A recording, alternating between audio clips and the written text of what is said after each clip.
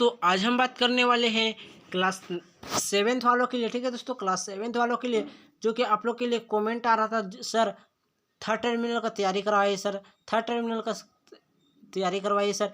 तो science subject का दोस्तों मैं आप लोग के लिए बहुत ही इंपॉर्टेंट प्रश्न लेकर आया हूँ जो स्टूडेंट जेक बोर्ड से पढ़ाई करते हैं। ठीक है, यानी आप लोग झारखंड राज्य से बिलोंग करते हैं और आप लोग के लिए विद्यालय में थर्ड टर्मिनल एग्जाम होता है दोस्तों, या फिर होता है, तो उनके लिए बहुत ही इंपॉर्टेंट प्रश्न लेकर आया हूँ। ठीक है दोस्तों, थर्ड टर्मिनल के लिए, ठीक है, क्लास 7th वालों के लिए साइंस सब्जेक्ट का। ठीक है, तो चलिए दोस्तों हम बिना समय बर्बाद किए इस वीडियो को स्टार्ट करते हैं। तो दोस्तों मैं आप लोगों के लिए तो फर्स्ट टर्मिनल का भी तैयारी करवाया था, सेकंड का भी और थर्ड टर्मिनल का भी। ठीक है, तो और बाकी सब्जेक्ट का लाने का पूरा प्रयास करूँगा दोस्तों। चैनल में पहली बार आए तो एकदम क्या करना है, सब्सक्राइब ठोक देना है। ठीक है, देखिए क्या है, देखिए प्रश्न आप लोग क्या है। ठीक है, हृदय का स्पंदन जीवन में खाली स्थान होता है। ठीक है, रिक्त स्थानों की पूर्ति करना है तो क्या होता है दोस्तों, तो आप लोग के लिए इस प्रकार से होंगे। ठीक है, तो हृदय के स्पंदन में जीवन में क्या होता है, तो एक क्षण हो जाओ। ठीक है,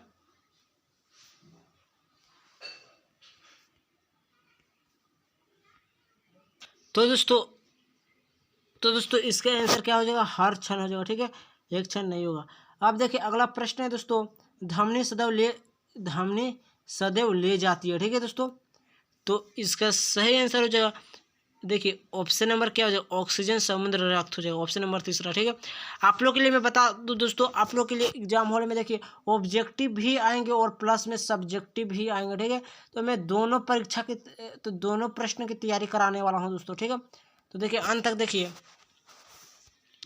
रोपण विधि द्वारा कायक प्रवर्धन किया जाता है दोस्तों। ठीक है, तो क्या हो जाएगा, गन्ने में। ठीक है, किस कायिक भाग में नए पौधों की उत्पत्ति नहीं होती है, तो फूल में नहीं होते है। ठीक है, अब देखिए 5वां नंबर में देखिए, ऊष्मा की सबसे अच्छी चालक कौन सी धातु है। ठीक है, तो आप लोग जरूर जानते होंगे चांदी है। ठीक है, अगला प्रश्न है, चक्रवात का हरिकेन कहा जाता है। ठीक है, तो उत्तर अमेरिका हो जाएगा। ठीक है, पवन वेग मापता है, पवन वेग मापता है, क्या हो जाएगा, तो पवन का वेग हो जाएगा। ठीक है, हवा का वेग बढ़ने से वायु दाब क्या होता है, तो घटता है। ठीक है, ऑप्शन नंबर दूसरा। सूर्य से ऊष्मा पृथ्वी तक पहुंचती है, 9 नंबर का दोस्तों, क्या हो जाएगा, संवहन द्वारा हो जाएगा। ठीक है, कौन सा परिवर्तन में नया पदार्थ बनता है, तो रासायनिक परिवर्तन। ठीक है, प्रदूषण का मुख्य कारण क्या है दोस्तों, 11 नंबर का, तो वनों का सॉरी दोस्तों, प्रदूषण का मुख्य कारण क्या है, वनों की कटाई हो जाएगा। ठीक है, पृथ्वी में से कौन सा वन उत्पाद नहीं है, तो क्या हो जाएगा, केरोसिन हो जाएगा। ठीक है, पेशीय नलिका जिसके द्वारा मूत्र शरीर से बाहर निकलता है, तो क्या हो जाएगा, तो मूत्र नली हो जाएगा। ठीक है, ऑप्शन नंबर दूसरा।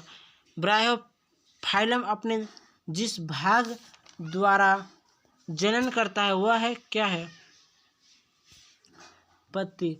सिरका में पाया जाता है दोस्तों, देखिए सिरका में क्या पाया जाता है, तो साइट्रिक अम्ल हो जाएगा। अब देखिए आप लोगों के लिए एग्जाम हॉल में देखिए सब्जेक्टिव भी प्रश्न पूछे जाएंगे। ठीक है, विद्यालय की ओर से आप लोगों का जो एग्जाम होता है उनका बात कर रहा हूँ। ठीक है, बहुत ही मोस्ट इंपॉर्टेंट प्रश्न है दोस्तों।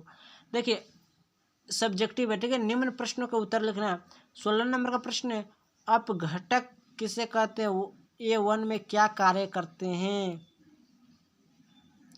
तो आंसर आप लोग के लिए इस प्रकार से लिखना है, चाहे तो आप इसका स्क्रीनशॉट ले सकते हैं। ठीक है, अपघटक जीव होते हैं जो मृत पौधों और जंतुओं के उत्तक को खाते हैं ताकि इनसे ह्यूमस। अपघटक वन में उगने वाला पौधा के लिए पोषक तत्वों की आपूर्ति को बनाए रखने में सहायक होते हैं। ठीक है, रंध्र क्या है, रंध्र के 2 कार्य बताना है। ठीक है, रंध्र क्या है, रंध्र के 2 कार्य, बहुत ही इंपॉर्टेंट प्रश्न है।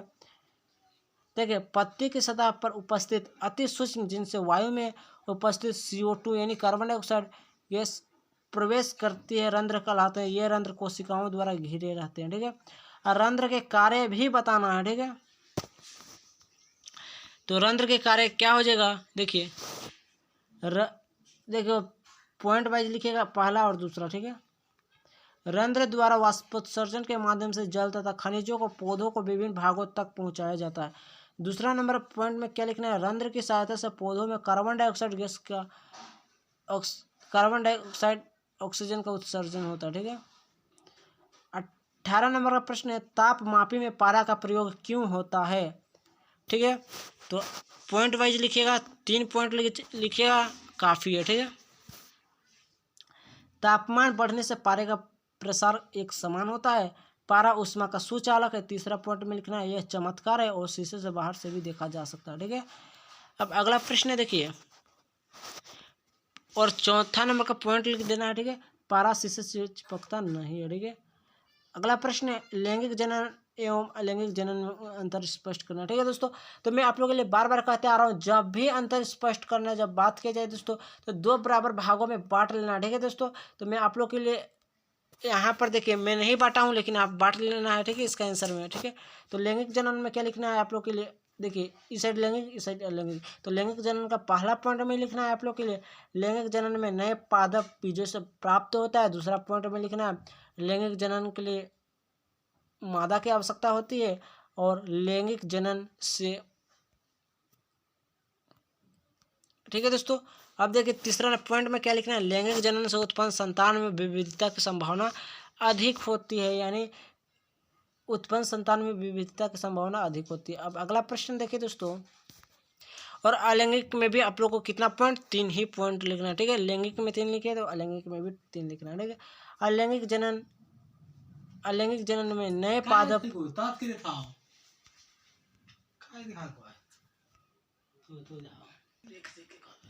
और देखिए यहाँ पर देखिए, अलैंगिक जनन में नए पादप बिना बीजों के ही उत्पन्न किए जाते हैं। अलैंगिक जनन के लिए नर तथा मादा युग्मकों की आवश्यकता नहीं होती है। आप देखिए, अलैंगिक जनन से उत्पन्न संतानों की विविधता की संभावना बहुत कम होती है। आप देखिए अगला प्रश्न है दोस्तों आप लोगों के सामने, 20 नंबर का प्रश्न है, ऐसे 2 अनुभव बताए जिनसे आपको कोई अनुभव हुआ है कि वायु दबाव डालती है। ठीक है, तो इसका आंसर आप लोगों को इस प्रकार से लिखना है दोस्तों, जब किसी गुब्बारे में आवश्यकता से अधिक हवा भर दी जाती है तो वह फट जाती है। अब हवा की विपरीत दिशा में पैदल या साइकिल पर चलने हमें कठिनाइयाँ होती है। ठीक है, देखिए निम्न प्रश्नों का उत्तर अपने शब्द में लिखना है दोस्तों। ठीक है, और दोस्तों देखिए इसका आंसर जो कि है ना दोस्तों, ये आप लोगों के लिए बहुत ही इंपॉर्टेंट प्रश्न है दोस्तों। निम्न प्रश्नों का उत्तर इसका स्क्रीनशॉट ले लीजिए अभी दोस्तों। ठीक है, एग्जाम हॉल में काम आ जाएगा। ठीक है, और इसका देखिए ये है ना 5 मार्क्स का एग्जाम हॉल में पूछता है। ठीक है, 5 मार्क्स का।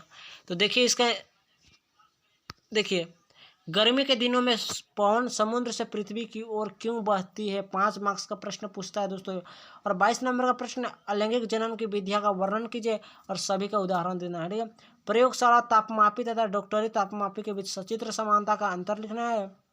और देखिए जाइलम और फ्लोएम के में अंतर लिखना है। वन बाढ़ की रोकथाम किस प्रकार करते हैं। ठीक है दोस्तों, जितना भी प्रश्न में आप लोग कराए ये 5 मार्क्स का प्रश्न पूछता है। और दोस्तों इसका आंसर कहाँ से मिलेगा, आप लोग का बड़ा डाउट हो तो ये कहीं नहीं, आप लोग का बुक में ही मिलेगा। ठीक है दोस्तों, तो चलिए दोस्तों यहीं तक हम वीडियो को एंड करते हैं। तब तक के लिए बाय बाय दोस्तों।